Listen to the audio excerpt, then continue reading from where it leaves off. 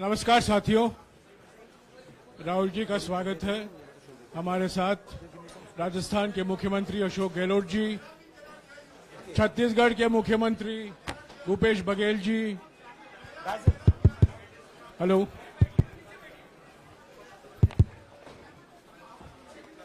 Doctor अभिषेक सिंघवी और हमारे संगठन के महामंत्री केसी वेणुगोपाल जी मौजूद हैं। मैं राहुल जी से गुजारिश करूंगा, वो पहले आपको संबोधित करेंगे, बाद में आपका सवाल जवाब देंगे। राहुल जी। नमस्कार। मैंने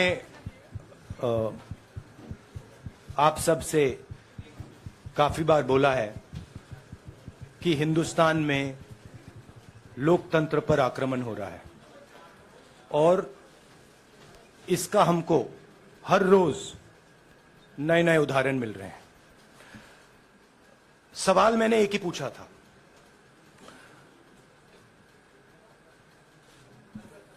फाउंडेशन पे जाता हूं,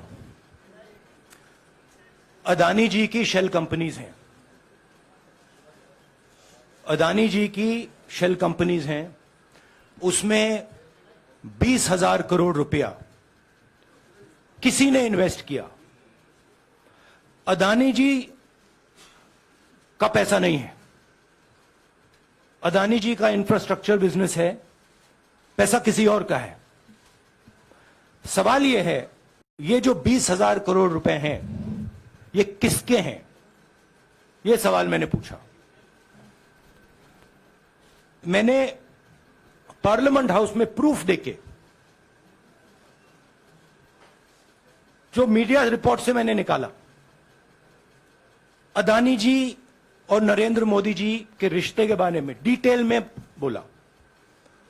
रिश्ता नया नहीं है, रिश्ता पुराना है। जब नरेंद्र मोदी जी गुजरात के सीएम बने थे, तब से रिश्ता है और उसके बहुत सारे पब्लिक प्रूफ्स हैं। हवाई जहाज में मैंने फोटो दिखाई, नरेंद्र मोदी जी बड़े कंफर्ट में बैठे हुए थे अपने दोस्त, अपने मित्र के साथ। पार्लियामेंट में मैंने दिखाई। यह सवाल मैंने पूछा। फिर मेरी स्पीच को एक्सपंज किया गया। मैंने स्पीकर को डिटेल चिट्ठी लिखी, पॉइंट बाय पॉइंट, कि मैंने कहा कि एयरपोर्ट्स अदानी जी को रूल बदल के दिए गए हैं। ये लीजिए रूल की कॉपी जिसको बदला गया है। चिट्ठी लिखी, कोई फर्क नहीं पड़ा। फिर मेरे बारे में मंत्रियों ने पार्लियामेंट में झूठ बोला कि मैंने विदेशी ताकतों से मदद मांगी। मैंने ऐसी कोई बात नहीं की है। मैंने कहा स्पीकर से, मैंने जाके कहा, स्पीकर सर, पार्लियामेंट का नियम है कि अगर किसी मेंबर पर कोई एक्यूजेशन लगाता है तो उस मेंबर को जवाब देने का हक होता है। मैंने एक चिट्ठी लिखी, उस चिट्ठी का जवाब नहीं आया। दूसरी चिट्ठी लिखी, उस चिट्ठी का जवाब नहीं आया। फिर मैं स्पीकर के चेंबर में गया। मैंने स्पीकर सर से कहा, स्पीकर सर, यह कानून है, यह रूल है, इन्होंने झूठा आरोप लगाया है, मुझे आप बोलने क्यों नहीं दे रहे हैं? स्पीकर सर मुस्कुराते हैं, कहते मैं नहीं कर सकता। और फिर उसके बाद आपने सबने देखा क्या हुआ। सवाल पूछना मैं बंद नहीं करूंगा। नरेंद्र मोदी जी का अदानी के साथ क्या रिश्ता है और 20,000 करोड़ रुपए किसके हैं, मैं पूछता जाऊंगा। मुझे कोई डर नहीं लगता इन लोगों से। और अगर ये सोचें कि मुझे डिस्क्वालीफाई करके, धमका के, जेल में डाल के मुझे बंद कर सकते, नहीं, मेरी वो हिस्ट्री नहीं है। मैं हिंदुस्तान के लोकतंत्र के लिए लड़ रहा हूं और मैं हिंदुस्तान के लोकतंत्र के लिए लड़ता रहूंगा। किसी चीज से नहीं डरता हूं, यह सच्चाई है। अब आप सवाल पूछिए। एक एक करके प्लीज। हाँ मोहित।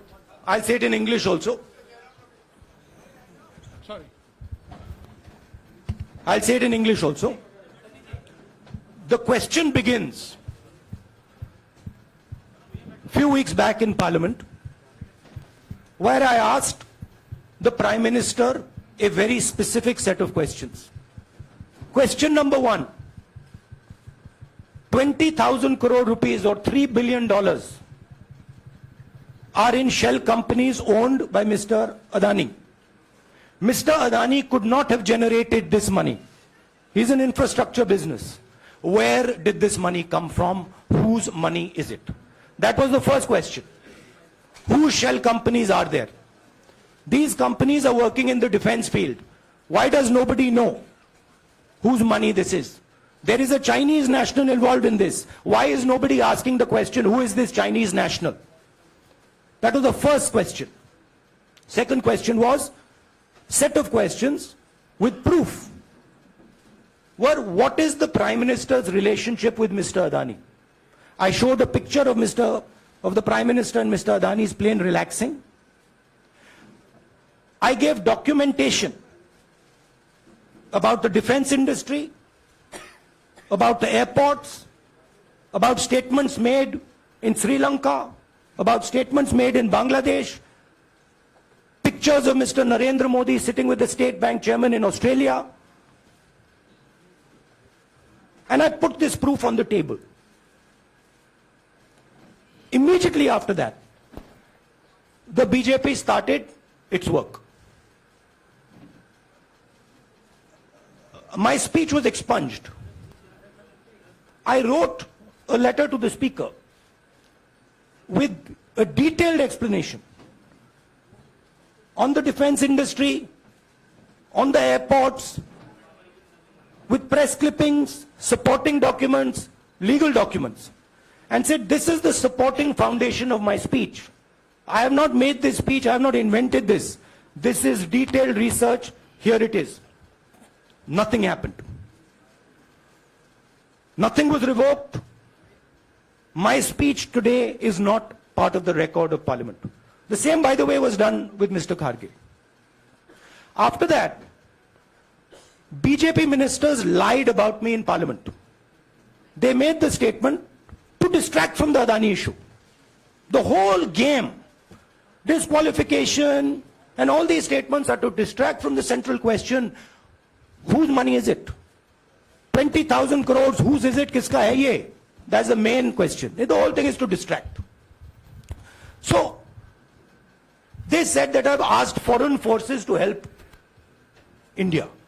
Most ridiculous statement. I have never made such a statement. You can look at all the conversations I had in the United Kingdom. Not one such statement was made. In fact, I said this is India's problem. India has to resolve this problem, right?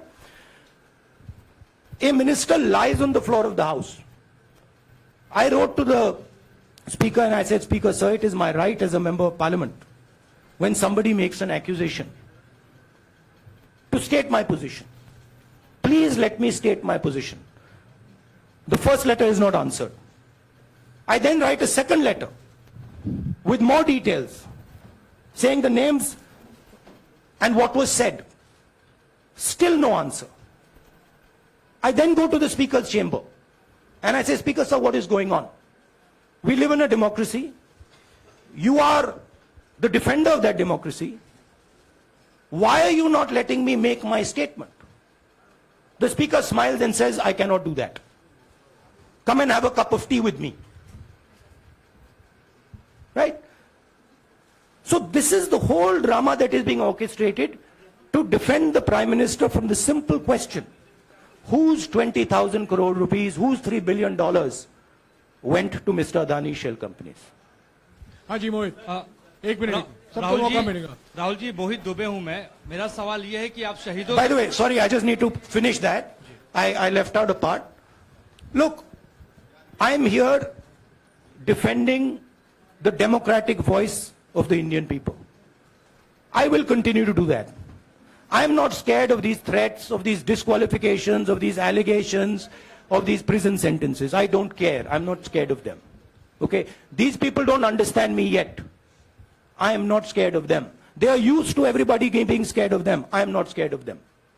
Right? And I will continue to ask the question, what is the Prime Minister's relationship with Mr. Adani? It is an old relationship. It is a relationship that began when he was Chief Minister of Gujarat. Mr. Adani constructed the idea of Resurgent Gujarat, organized all that.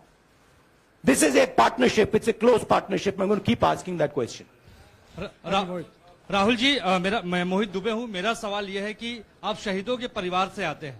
आपकी दादी भी disqualify हुई, जनता के बीच गई, आप सत्ता में वापस आए। आज के दौर में राहुल गांधी भी डिस्क्वालीफाई हो गए हैं, क्योंकि तमाम आपने इश्यूज को उठाया, चीन के इश्यूज को उठाया। क्या राहुल गांधी भी जनता के बीच में जाएंगे और वही वापसी फिर से करेंगे?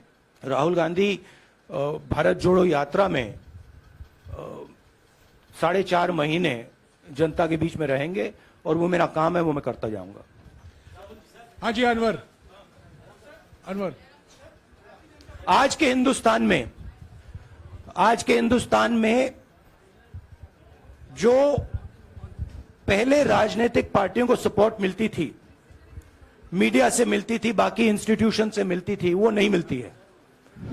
तो ऑपोजिशन की पार्टीज को एक ही रास्ता है, जनता के बीच में जाने का।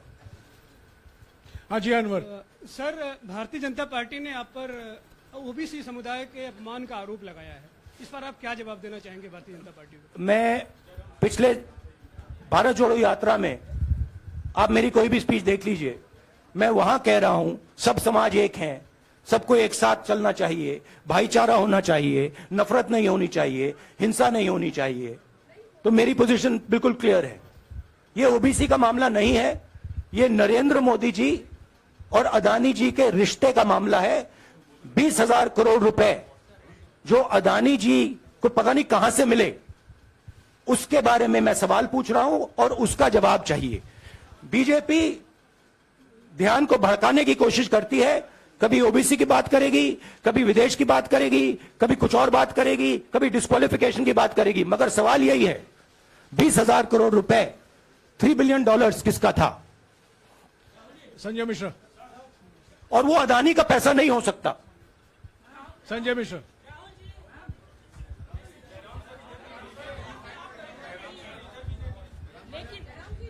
आपने कहा आप डरते नहीं हैं, लेकिन स्टेट के टारगेट पे हैं और स्टेट आपके खिलाफ है, पूरी स्टेट, पूरी मशीनरी आपके खिलाफ है।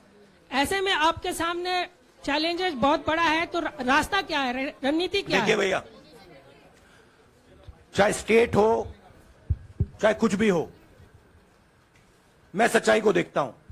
मुझे और किसी चीज में इंटरेस्ट नहीं है, मैं सच्चाई बोलता हूं। राजनीति में यह फैशनेबल बात नहीं है, मगर यह बात मेरे खून में है। मैं और कोई रास्ता निकाल ही नहीं सकता हूं। तो मेरा काम यह है, यह मेरी तपस्या है, जीवन की तपस्या है, उसको मैं करता जाऊंगा। चाहे मुझे डिस्क्वालीफाई करें, मारे पीटे, जेल में डाले, मुझे कोई फर्क नहीं पड़ता। मुझे अपनी तपस्या करनी है। इस देश ने मुझे सब कुछ दिया है। शांत हो जाइए। इस देश ने मुझे सब कुछ दिया है, प्यार दिया है, इज्जत दी है, इसलिए मैं ये करता हूं। हाँ Supriya. Sir, Rahul sir, BJP के जो लीडर्स आप पे अटैक कर रहे हैं उस पर आप क्या कहेंगे? और इसके अलावा वायनाड, वहां पर जब से खबर गई है, वहां पे लोग बहुत डिसबिलीफ में हैं, प्रोटेस्ट भी इरप्ट हो रहा है। आप अपनी कॉन्स्टिट्यूएंसी के लोगों को क्या कहना चाहते हैं? नहीं, मैंने सोचा है कि मैं अपनी, देखिए मैंने कॉन्स्टिट्यूएंसी में भी बोला कि वायनाड के लोगों के साथ मेरा पारिवारिक रिश्ता है, फैमिली प्यार का रिश्ता है। तो मैंने सोचा कि मैं वायनाड के लोगों के लिए अपनी एक चिट्ठी लिखूं उनके लिए कि मेरे दिल में उनके लिए क्या है। तो वो तो मैं रिजॉल्व कर दूंगा। उनका, देखिए, बीजेपी के नेताओं का काम यही है। देखिए, वो सब नरेंद्र मोदी जी से डरते हैं, कारण आप जानते हो। नरेंद्र मोदी जी ने कहा कि देखिए ध्यान हटाना है।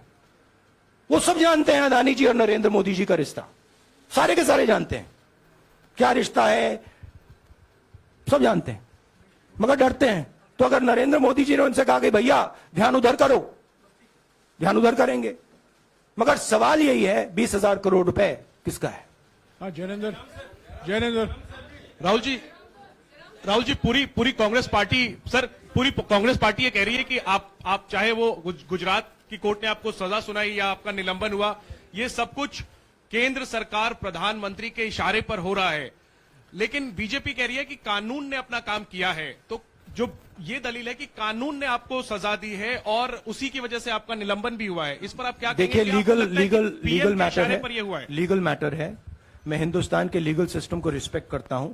मैं लीगल मैटर पे इस प्रेस कॉन्फ्रेंस में बात नहीं करना चाहता हूं। हाँ संजीव, अगर आपके लीगल सवाल होंगे तो आप हमारी लीगल टीम से पूछ लीजिए। Sanjeev 1 minute Sanjeev.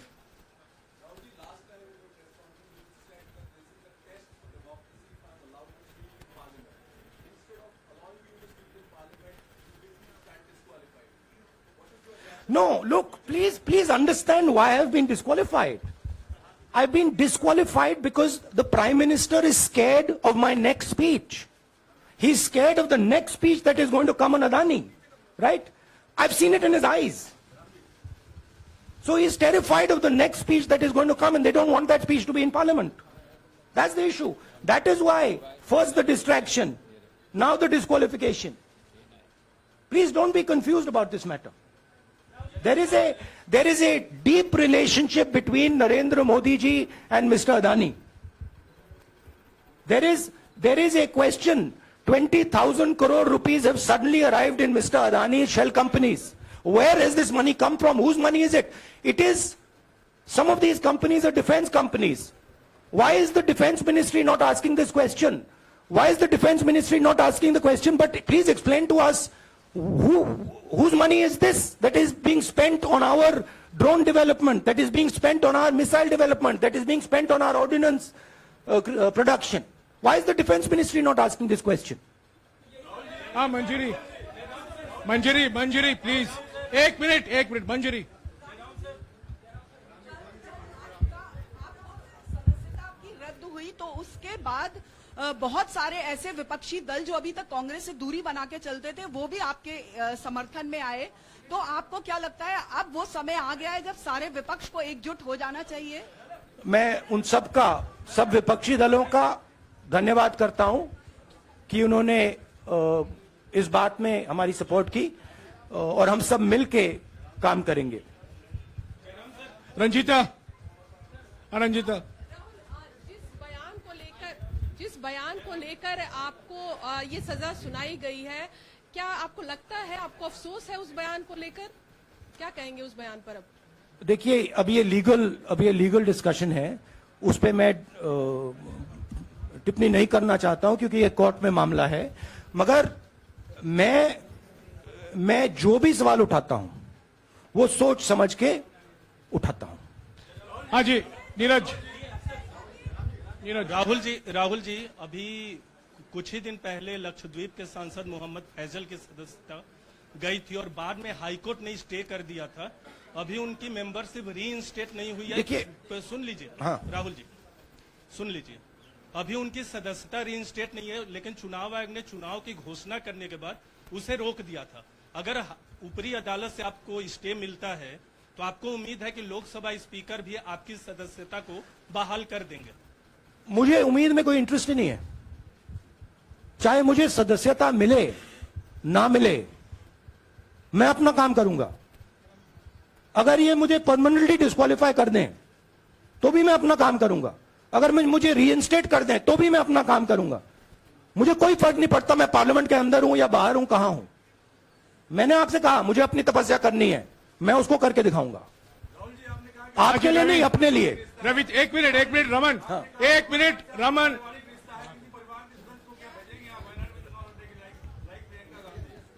It is not up to me, it is up to Congress president कौन जाएंगे।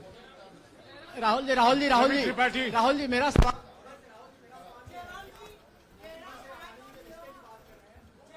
आपके यहाँ बैठे हैं। हाँ। दोनों मुख्यमंत्रियों का भी अडानी जी से रिश्ता है, उनके साथ लेन देन का मामला, उसका कहा धंधे का मामला है। लेकिन क्या धंधे ये का मामला धंधे- क्या बात ये- कर रहे हैं ये आप? धंधा रोकेंगे ये लोग? जिनके पास जो भी स्टेट का उनके साथ नाता है, जो भी बिजनेस चल रहा है, वो बिजनेस रोका जाएगा क्या? देखिए, सिंपल सी बात है, आप डिस्ट्रैक्ट करने की कोशिश मत कीजिए। 20,000 करोड़ रुपए अदानी जी की शेल कंपनीज में कहां से आए? आप इंक्वायरी कीजिए। अगर बात निकली कि हमारे चीफ मिनिस्टर का पैसा है तो इनको जेल में डाल दीजिए। अगर बात निकली तो किसी और का पैसा है तो उसको जेल में डालिए। हाँ Siddharth, sir, Rahul sir, please Rahul madam sir. 1 minute. Madam आप लोकतंत्र को बीच में मत समझिए। बोलिएगा, प्लीज। ये जो पैनिक रिएक्शन इन्होंने किया है नरेंद्र मोदी जी ने, इससे सबसे ज्यादा फायदा मिलेगा विपक्ष को। ये इन्होंने हमें हथियार पकड़ा दिया है। ये आप बात समझिए। ये मोदी जी पैनिक में आ गए कि बात निकल जाएगी, ये 20,000 करोड़ रुपए किसके हैं, डर गए, घबरा गए। इन्होंने पूरा सीक्वेंस शुरू कर दिया। ये विपक्ष को सबसे बड़ा इन्होंने हथियार दिया है। राहुल जी, क्योंकि जनता के माइंड में अब एक सवाल आ गया है कि जनता जानती है कि अदानी जी भ्रष्ट व्यक्ति है। अब जनता के माइंड में यह सवाल उठा है कि इस भ्रष्ट व्यक्ति को हिंदुस्तान का प्रधानमंत्री क्यों बचा रहा है। यह मतलब अब सब कुछ बीजेपी के लोग, नरेंद्र मोदी जी सब कुछ इस व्यक्ति को बचाने के लिए क्यों कर रहे हैं। दूसरा सवाल, बीजेपी के लोगों ने कहा कि अदानी पर आक्रमण देश पर आक्रमण है। मतलब इनके माइंड में देश अदानी है और अदानी देश है। बात समझिए।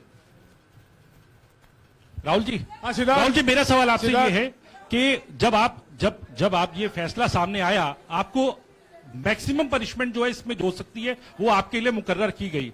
इस बीच कई लोगों ने यह भी कहा, आपके पार्टी के भी एक सांसद ने कहा कि कम से कम जज को यह देखना चाहिए था कि सामने जो शख्स है वो एक गांधी परिवार से आता है। इस पर आप क्या कहेंगे? और आपको लगता है मैक्सिमम पनिशमेंट जो है आपके केस में, मैक्सिमम पनिशमेंट आपके लिए मुकर्रर की गई, क्या आपको इसके पीछे क्या कहना है आपका? वही मैंने कहा, अगर डिस्ट्रैक्शन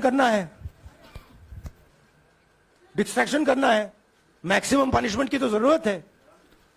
मिनिमम पनिशमेंट से बात थोड़ी बनेगी। मैं तो सोच रहा था भैया 5 साल होते, 7 साल होते, 10 साल होते, वो भी मिल जाता। मुझे क्या फर्क पड़ रहा है यार राजदीप,